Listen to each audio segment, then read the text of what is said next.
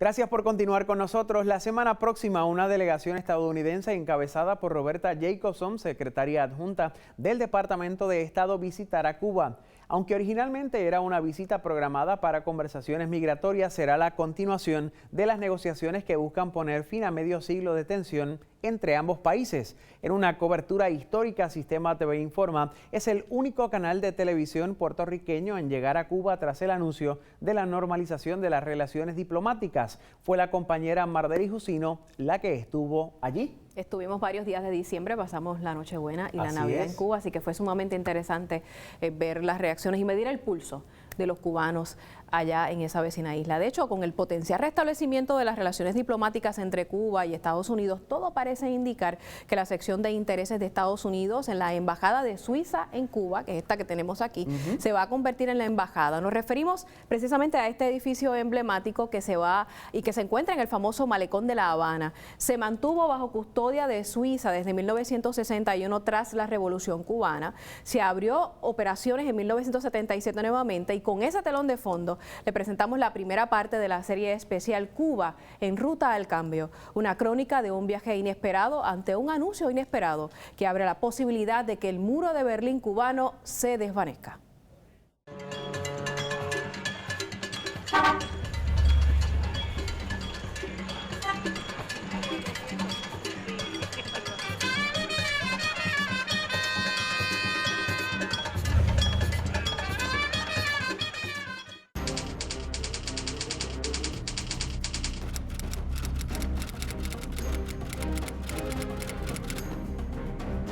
Today, the United States of America is changing its relationship with the people of Cuba. Hemos acordado el restablecimiento de las relaciones diplomáticas. He recorrido el mundo y nunca había pisado suelo cubano. Llegamos un 24 de diciembre al mediodía. Muchas de las imágenes son de la Cuba que vi y filmé. La verán desde mi propio lente, también desde nuestros teléfonos móviles. Ello por el inmenso reto que implicó que nuestro camarógrafo Antonio Puchols grabara con una cámara profesional. Ambos filmamos en las calles de La Habana para que esta historia llegara a sus pantallas. Apenas una semana antes comenzaba el descongelamiento de las relaciones con su vecino país del norte, rotas desde 1961. Y yo creo que eso es lo mejor que se pudo haber hecho, porque le devolvió a Cuba las lágrimas que habían echado. Los cubanos tenían un atisbo de que se barajaba un intercambio de prisioneros. Lo que no esperaban era que se flexibilizaran los viajes de estadounidenses a Cuba, o que empresarios de ese país podrían asistir a los cubanos en el fortalecimiento de su incipiente sector privado. Yo nunca pensé ver eso, decir a Obama eso. Realmente para los cubanos fue una cosa, podemos decir, espectacular. Pero indudablemente las expectativas fueron rebasadas. Eso, nadie esperaba eso. Otros cambios en la política exterior estadounidense incluyen el aumento en los niveles de las remesas enviadas de Estados Unidos a Cuba de $500 a $2,000 por trimestre. Se permitirá que usted pueda usar sus tarjetas de crédito y débito en Cuba e inclusive instituciones norteamericanas podrán abrir cuentas en la banca nacional. Cuba está listo para hacer muchas cosas que hasta ahora no se han podido hacer por culpa del bloqueo del imperialismo yanqui. Y si estas relaciones se mejoran, yo pienso que Cuba va a salir adelante y va a salir adelante muchos pueblos de América Latina. Tras el anuncio, La Habana continuaba su ritmo,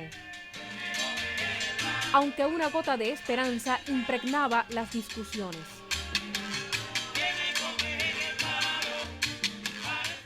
Cada diciembre el Estado cubano pedía mayores sacrificios de su gente, y ha sido así por décadas. La posibilidad de que su situación mejore les coloca una sonrisa en el rostro. El cubano de a pie acoge con mucha cautela los cambios anunciados por ambos gobiernos y están conscientes que de ocurrir serán de forma paulatina. Que como cubanos nos sentimos muy contentos, sí es verdad, porque no se puede hablar siempre de odio ni de rencor por ambas partes y estamos contentos. El restablecimiento de las relaciones incluyó el intercambio de prisioneros. De hecho, fueron días en los que el país celebró el regreso de los restantes miembros del llamado Grupo de los Cinco.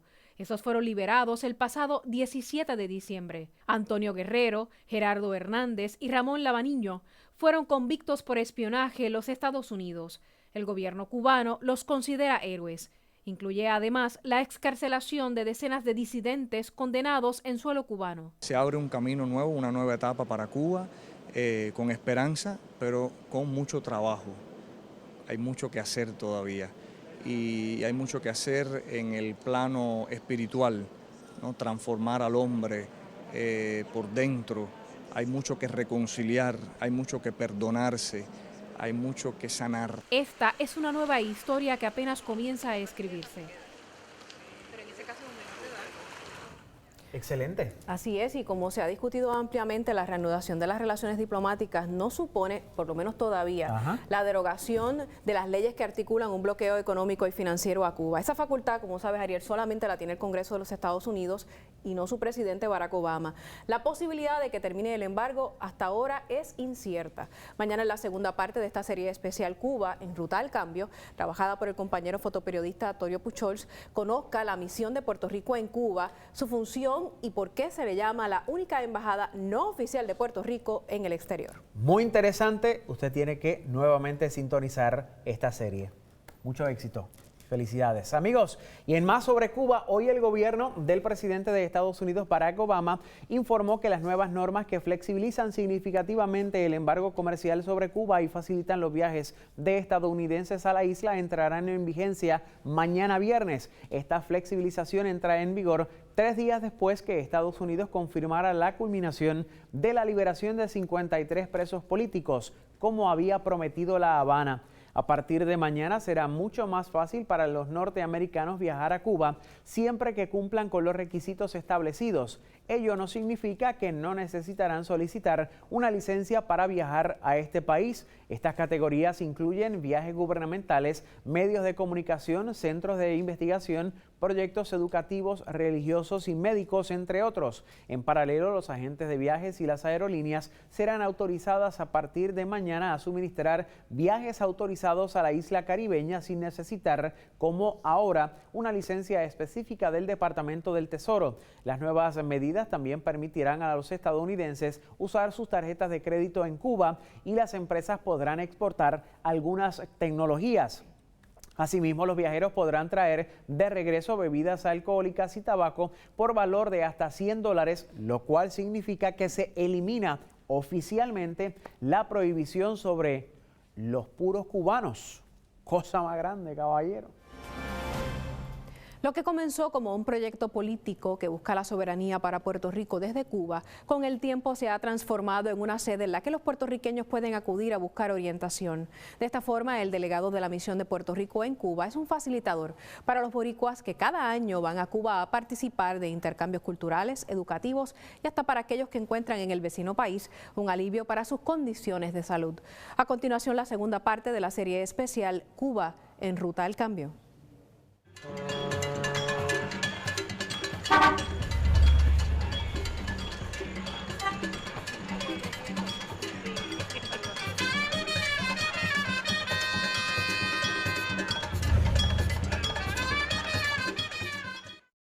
Así entiende nuestro pueblo sus deberes, porque entiende que el enemigo es uno. A 7 años de la Revolución Cubana, en 1966, el Partido Socialista Puertorriqueño establece lo que hoy se conoce como la Embajada No Oficial de Puerto Rico en ese vecino país. Edwin González ha sido el delegado de la misión de Puerto Rico en Cuba por 23 años. Y la misión juega un papel de intermediario, ¿no? Con la gente que tiene interés en viajar a Cuba y un poco de fomentar ese viaje también. Fomentamos, hay mucha gente que viene por causa de salud, mucho intercambio académico. Tenemos ahora actualmente 8 estudiantes becados de medicina, ¿no? Becados significa que están estudiando gratis medicina en Cuba actualmente. Ubicada en La Habana, la misión fue fundada por Juan Maribraz para promover la independencia de Puerto Rico sin la interferencia del gobierno estadounidense.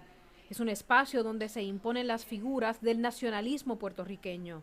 Hoy, cuando el gobierno muestra interés en estrechar lazos con este país, González aplaude la iniciativa, aunque la misión lleva casi 50 años en ese esfuerzo. Yo creo que es positivo, yo creo que todo lo que nos identifique como nación, como diferente a Estados Unidos en particularidad de país, yo creo que es muy importante. Y con la relación con Cuba es mucho más todavía. Para González, esta nueva etapa entre Cuba y Estados Unidos significa el fracaso de la política del bloqueo y una victoria para Cuba, que no ha tenido que ceder a su sistema político. Se impuso la razón, la sensatez, porque nadie entendía la realidad del bloqueo, la cizaña con Cuba específicamente en ese sentido.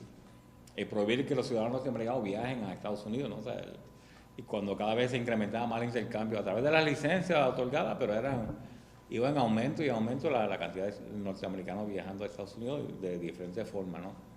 La misión es respaldada por el movimiento independentista Nacional Ostosiano. La semana próxima, en la continuación de la serie especial Cuba en Ruta al Cambio, les contaremos cómo es el acceso al Internet y el costo que tiene para el cubano de a pie obtener información, así como enterarse de las corrientes de opinión que circulan en el resto del mundo.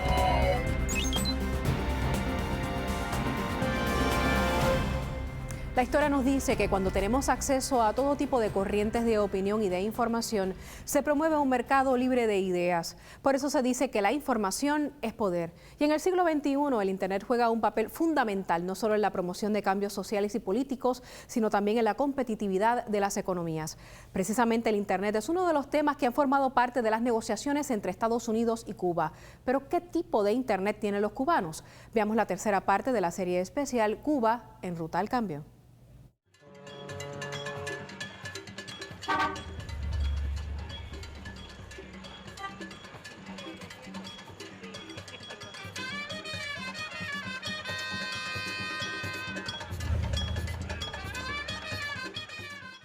Estoy acostumbrada a tener internet a la velocidad de un relámpago, pero bastó andar unos días por la capital cubana para recibir el primer choque tecnológico. Aquí tengo que tomar las cosas con calma. Así, me di a la tarea de investigar dónde había internet o dónde nuestros teléfonos móviles detectaban Wi-Fi. Este fue uno de los primeros intentos. Bueno, estamos en una tienda especializada en productos de fotografía y hemos detectado que hay Wi-Fi al que estamos tratando de conectarnos.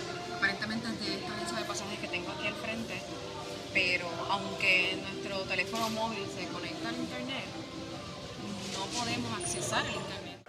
Aquí el internet es escaso y cuando se consigue, la velocidad es lenta.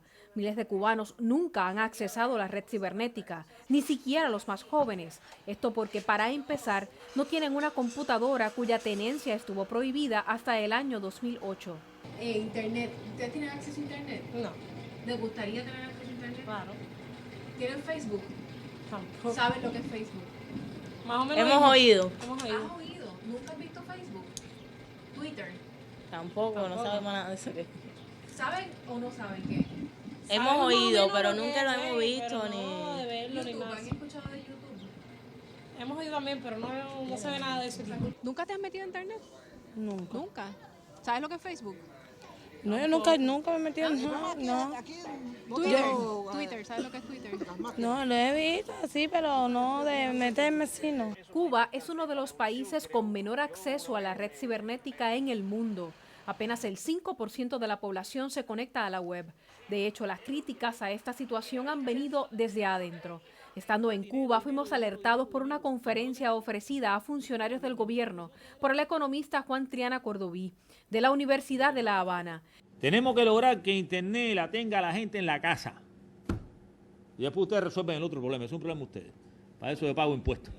Los servicios ofrecidos son limitados y exorbitantemente costosos. Sus velocidades hoy son las que Puerto Rico tenía hace 15 o 20 años. Sin embargo, la empresa de telecomunicaciones cubana ofrece velocidades más altas de Internet, hasta unos 34 megabytes. El servicio solo está disponible para clientes comerciales, pero cuesta más de $30,000 mensuales, así como escuchó. El gobierno asegura que ese atraso y costo se debe al bloqueo impuesto por Estados Unidos. Pero para el 2011 se había anunciado que se instalaría un cable de fibra óptica entre Venezuela y Cuba llamado ALBA 1. Es el entendido que en la mayoría de los hoteles en La Habana, Cuba, hay acceso a Internet. En este, por ejemplo, hay 2 computadoras disponibles a través de las cuales se puede accesar la red cibernética. También se pueden accesar las redes sociales como Facebook. Aquí estoy viendo mi página. Ello se hace a través de una tarjeta como esta, que te da acceso a 30 minutos o a 1 hora. Esta tarjeta la provee ETEXA, que es la compañía de telecomunicaciones de Cuba. Claro, tiene un costo este acceso. Los cubanos pueden entrar a los hoteles y accesar el Internet pagando, por supuesto, que es una de las dificultades que tienen. Primero, que tienen que pagar, y segundo, que el Internet que ustedes están viendo aquí es uno sumamente lento. En nuestro hotel el costo por el Internet era de $7 por media hora y nos tomó 45 minutos subir un estatus de una oración en Facebook. Mira que entró. ¿El tuyo entró? Sistema TV hizo la prueba en otra hospedería. Aquí nos costó $14 por 2 horas. De ordinario, un cubano no puede tener Internet en su casa. De hecho, para el 2013, el gobierno creó un centenar de salas para que las personas se conectaran al Internet. Pero los cubanos tienen que pagar poco más de $5 la hora por dicho acceso. Un costo prohibitivo para el ciudadano cubano que en promedio no gana más de $30 mensuales. ¿Conoces a alguien que tenga Internet en su casa?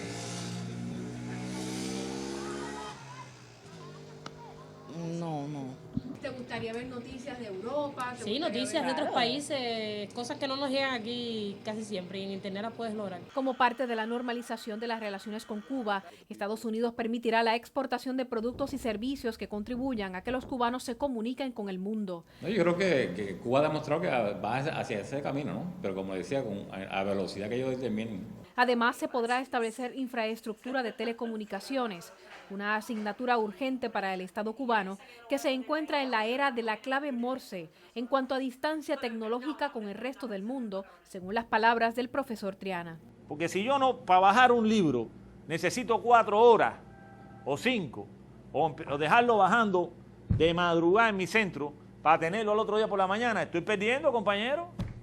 Aunque la tecnología está llegando poco a poco, este restaurante, el menú se ofrecía en una tableta, pero solo era una fotografía. Nuevamente no había Internet, que hasta hace poco estuvo reservado principalmente a empresas, universidades e instituciones. Aunque carecen de acceso, no están del todo desconectados del mundo exterior. El cubano se las ingenia. Los que no pueden pagar por Internet adquieren el llamado paquete semanal. Consiguen un disco duro como este, que distribuidores clandestinos llenan de películas, series de televisión, noticias, copias de revistas digitales y páginas de Internet. De hecho, para poseer lo que se conoce como un router, usted necesita autorización del Ministerio de Comunicaciones.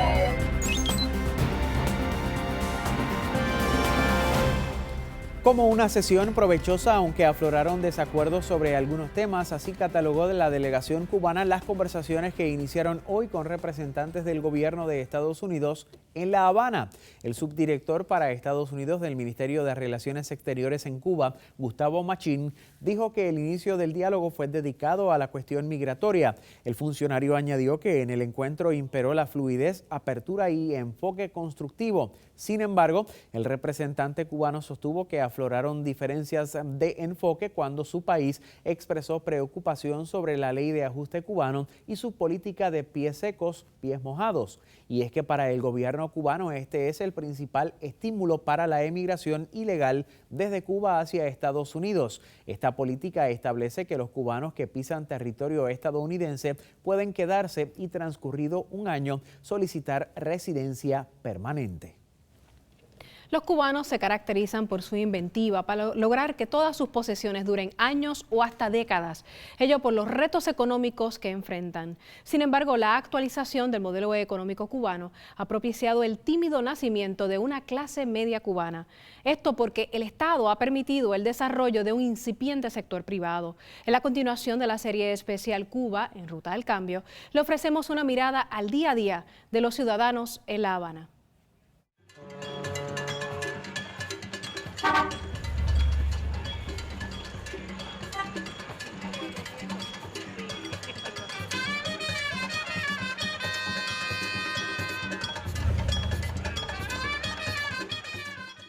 Poco después del mediodía llegué a la calle Neptuno en el centro de La Habana. Me dicen que por aquí aflora el invento y el ingenio. Me tomó unos minutos entender por qué. En el negocio El Popular, Alejandro arreglaba esta plancha. Por reparar el sistema automático, cobró unos 18 centavos. Si es una pieza que ya no está, ¿qué usted hace? Si no la tengo en este momento, no se puede reparar. ¿O busca de otra y se la pone? A veces, depende. Si le sirve, si se la puede adaptar, se la adapta.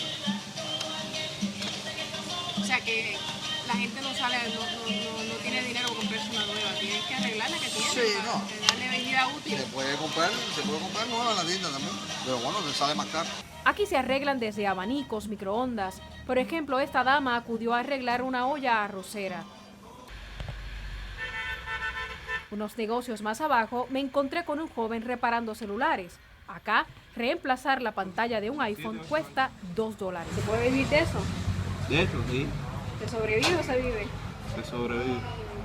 ¿Pero es común que te lleguen iPhones aquí? Ya, el iPhone es un teléfono comercial aquí. ¿Pero qué tipo? ¿El 5, el 4? El 4, del 5 para abajo. En Cuba, los teléfonos inteligentes cada vez son más comunes.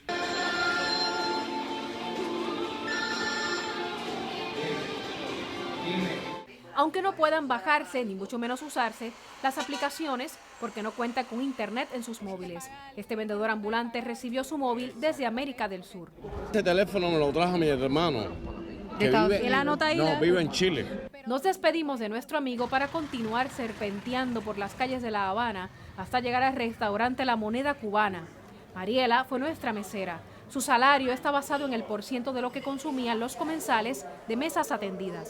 Como se hace, es justo, es un salario justo. Como Mariela, miles de cubanos trabajan por cuenta propia. Desde la década del 90, el Estado cubano autorizó la creación de negocios privados y los paladares, como se le conoce a los restaurantes, son uno de los mejores ejemplos. De hecho, Cuba ha logrado trasladar 1.2 millones de personas de la nómina pública al sector privado. Y el cubano hace de todo para subsistir. Don Ángel no lo pudo explicar de mejor manera. Pero todo eso que yo veo ahí es dinero. Mire, todo este dinero. ¿Qué es eso que usted tiene ahí? Madera buena. ¿Y qué va a hacer con eso usted? Arreglarla y ponerla nueva. ¿O tú crees que yo...? ¿Eso usted le saca de punta? Tengo que hacer... ¿Y de qué vivo? ¿De qué como? ¿De qué me suministro? De lo que me dice esta gente. A lo que se refiere don Ángel es a esta libreta de racionamiento. Es una canasta alimenticia básica que el Estado le otorga a cada familia cubana por aproximadamente $1. Algunos de los alimentos que cada cubano recibe cada mes son 7 libras de arroz, 4 libras de granos, un paquete de espaguetis, un paquete de café, 3/4 de libra de pollo y 5 huevos. Lo que pasa es que esos artículos subvencionados no alcanzan para poder terminar un mes. A veces no para terminar un mes, sino para terminar una quincena. Artículos como la carne de res son un lujo para la mayoría de los cubanos, cuyo costo puede alcanzar los $10 por 2 libras, y hasta para el mantecado hay que hacer fila. Encontramos aquí como una super fila, estamos en lo que es la Vieja Habana. Y es que aquí se entrega el helado en moneda cubana, que es mucho más barato. Para completar esa canasta básica, los ciudadanos van a establecimientos como estos o a mercados como este. Este cubano peleaba porque pagó con una moneda y le devolvieron otra. Y es que Cuba tiene 2 monedas, el peso cubano y el peso convertible, y es la moneda que pueden usar los turistas. Cuba se encuentra en un proceso de unificación monetaria y próximamente podría tener una sola moneda. También se busca aumentar el salario promedio de un cubano que fluctúa entre los $20 a $30 mensuales. Y los médicos estuvieron mucho tiempo muy golpeados por los salarios, pero bueno, últimamente se duplicó el salario de los médicos. Actualmente un médico puede ganar el equivalente en moneda norteamericana, $60. $60 mensuales. Mensuales, sí. Pero hay otro aspecto que por décadas ha llamado la atención del mundo, los automóviles. Los puertorriqueños siempre hemos tenido la imagen de que en La Habana predominan vehículos como este es un Chevrolet, y estamos viendo otro Chevrolet de la década del 50. Esto es un escenario que ha comenzado a cambiar en los últimos años. De hecho, miren aquí a mis espaldas, hay una Toyota RAV4. No es tan común todavía, pero ciertamente es algo que de forma paulatina ha estado cambiando ese escenario que vemos aquí en La Habana. Cuba es un país de contrastes y los autos no son la excepción. En particular, desde el 2011, el gobierno cubano autorizó la compra y venta de autos usados. Los vetustos almendrones, como se les llama a los autos americanos de los 50, aún dominan las calles de La Habana. Muchos son taxis colectivos. Por ahora, mientras el salario del cubano promedio no sobrepase los $30, ingenieros como Juan Carlos tienen que arreglar sus vehículos de la era soviética, los llamados Lada o Moscovich. El timón. El timón. Eso es lo que Lo nosotros que le dicen decimos la el guía. Y tú tienes que arreglar esto sí o sí, porque si no, no llegas a tu casa. Sí, no llego a mi casa hasta ahora, son las 6 de la tarde. ¿Y qué fue que se partió? Desde el 2007, las reformas económicas de mayor impacto impulsadas por el gobierno cubano comprenden además la aprobación de compraventa de casas que deben hacerse al contado, puesto que no existen las hipotecas. La nueva ley migratoria que permite a los cubanos por primera vez en 50 años viajar al exterior sin pedir permiso del gobierno, y la ley de inversión extranjera. Mañana, en la quinta parte de la serie especial Cuba en Ruta al Cambio, hablamos sobre la crisis de los misiles.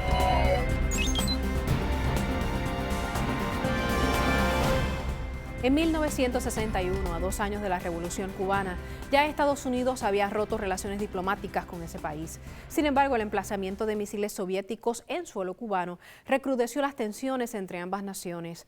Hoy aún quedan rastros de aquella época en la que el mundo estuvo a punto de una guerra nuclear. Sobre esto hablamos en la continuación de la serie especial Cuba en Ruta al Cambio.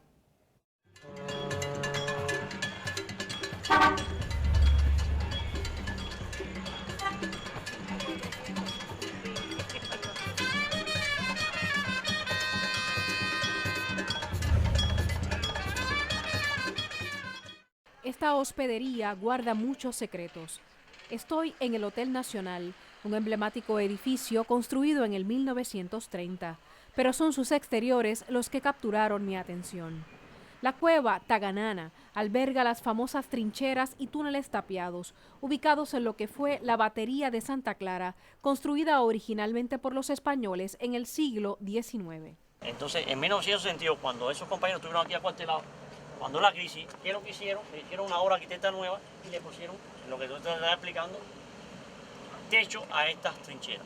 Me encuentro en uno de los túneles que construyó el gobierno cubano allá para la crisis de los misiles de los años 1960. Es bastante largo y profundo en cierto sentido. Estas trincheras están repletas de historias y ganaron relevancia internacional en octubre de 1962 con la llamada crisis de los misiles, crisis generada a raíz del descubrimiento de misiles nucleares soviéticos en territorio cubano, capaces de llegar a Estados Unidos. Los túneles de 1 kilómetro de largo formaron parte de la defensa que constituyó Fidel Castro en caso de un ataque aéreo.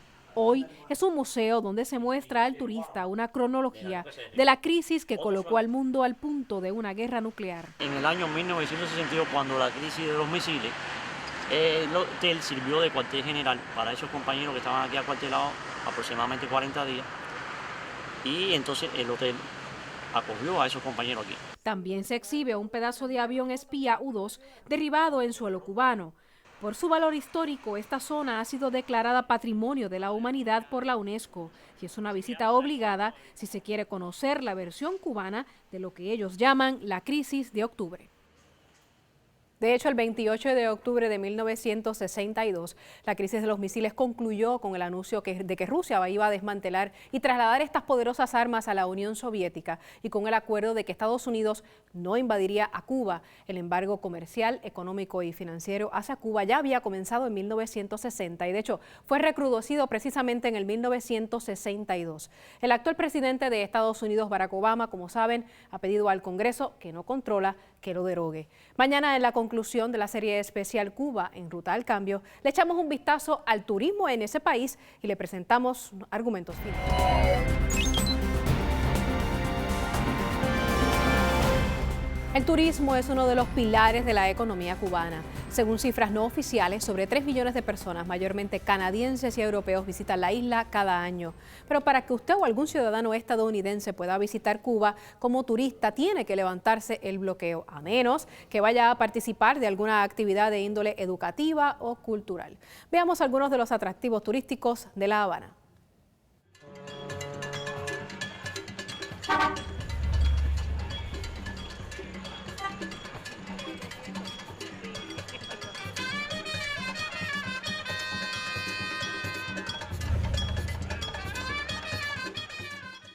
La Habana es música, y buena música. En cada esquina, el turista se encuentra con las mejores notas de Cuba, que le mueven los pies a cualquiera.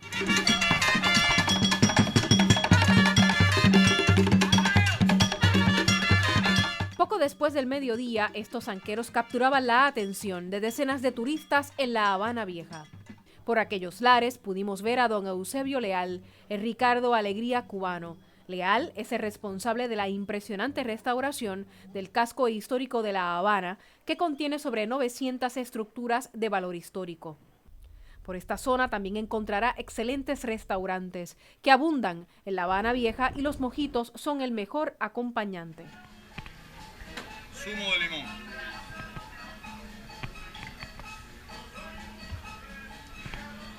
Hierba buena, fresca. Hay que macerar bien la hierba sin que se rompan las hojas.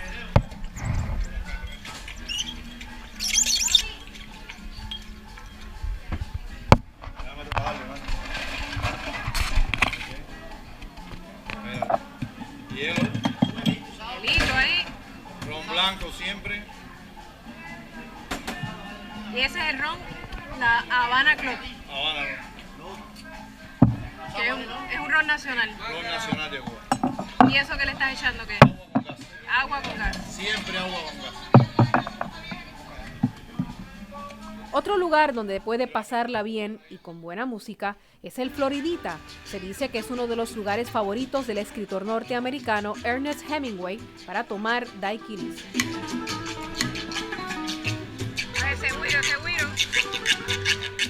Saliendo del casco histórico, es imposible que pase desapercibido el famoso malecón de La Habana. Sus 8 kilómetros y vista al mar lo hacen uno de los lugares favoritos para cubanos y turistas. De ahí, partimos hacia la zona de la plaza más famosa de Cuba. Me encuentro en la famosa Plaza de la Revolución Cubana. Esta plaza fue concebida por el urbanista francés Jean-Claude Forestier en 1920 y hasta 1959 fue la plaza cívica. La plaza está rodeada de edificios de gobierno como el Ministerio del Interior. La imagen de Camilo Cienfuegos también puede apreciarse desde aquí en el edificio de telecomunicaciones. Al otro extremo de la Plaza de la Revolución encontrará el Memorial José Martí. De ahí nos dirigimos al hotel más famoso de Cuba. Se llama El Nacional. Construido en 1930, es el lugar donde se han hospedado las personalidades más famosas del siglo XX y XXI. Muy cerca está el Hotel Habana Libre, antes el Habana Hilton. Es el lugar donde se dice Fidel Castro, tras el triunfo de la revolución, comandó el país desde el piso 24. También en la zona de El Vedado está el edificio El Foxa. En 1956 se convirtió en la segunda estructura de concreto de su tipo, construida sin el uso de grúas. Otro lugar importante es la necrópolis Cristóbal Colón. La entrada principal de 1870 es una joya arquitectónica. Es uno de los cementerios más grandes de América. Para los amantes de la artesanía, este mercado, ubicado en la zona portuaria, encontrará todo lo que busca, desde obras de arte hasta instrumentos musicales. Y por qué no, también puede tomarse un agua de coco bien fría. Seguimos nuestra ruta y llegamos hasta Regla, un pueblito también conocido como la Sierra Chiquita. Allí encontramos esta iglesia que alberga a la Santísima Virgen de Regla. La Virgen Negra se dice protege a los navegantes. También esta virgen es asociada con Yemayá en la religión de la santería. Otra zona importante es el castillo de los Tres Santos Reyes Magos del Morro, un fuerte construido entre 1589 y 1630 por España para proteger la ciudad de invasores y piratas. Podría decirse que el Cristo de La Habana también permanece vigilante de la ciudad y de la bahía. Fue inaugurado por Fulgencio Batista una semana antes de abandonar el poder y el país, dando paso al triunfo de la revolución. Y no podemos pasar por alto la famosa Catedral San Cristóbal de La Habana, diseñada por el arquitecto italiano Francesco Borromini. La iglesia fue terminada en 1787. Es una de las más antiguas de las Américas. Los restos de Cristóbal Colón permanecieron aquí hasta 1898. Otro punto turístico es la Fortaleza San Carlos de la Cabaña, construida en el siglo XVII. A las 9 en punto, decenas de turistas llegan para presenciar el famoso cañonazo. El novelista cubano Leonardo Padura Fuentes decía que Cuba está conformada en parte de generaciones rotas, generaciones divididas entre los que se fueron y los que se quedaron y se resignaron a vivir con lo roto. En la conclusión de la serie especial Cuba en Ruta al Cambio, les traemos nuestros pensamientos finales.